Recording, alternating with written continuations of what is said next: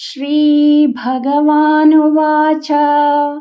अशोच्यानन्वशोचस्त्वं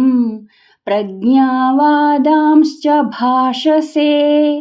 गतासून गतासूंश्च नानुशोचन्ति पण्डिताः न त्वेवाहं जातुनासं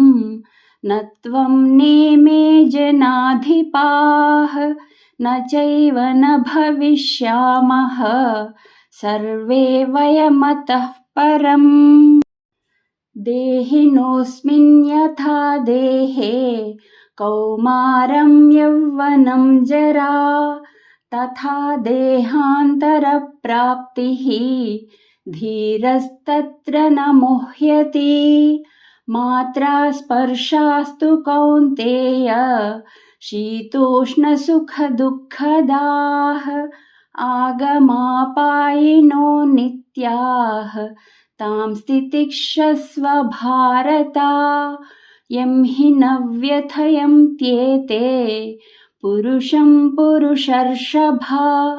समदुःखसुखं धीरं सोऽमृतत्वाय कल्पते नासतो विद्यते भावः नाभावो विद्यते सतः उभयोरपि दृष्टोऽन्तः त्वनयोस्तत्त्वदर्शिभिः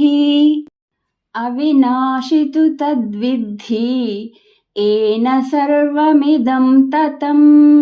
विनाशमव्ययस्यास्य न कश्चित् कर्तुमर्हति अन्तवन्त इमे देहाः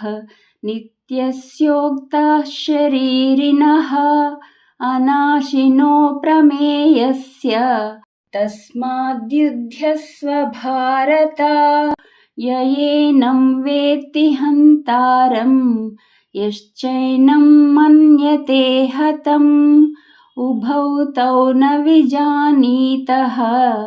नायं हन्ति न हन्यते न जायते म्रियते वा कदाचित् नायं भूत्वा भविता वा न भूयः अजो नित्यः शाश्वतोऽयं पुराणः न हन्यते हन्यमाने शरीरे।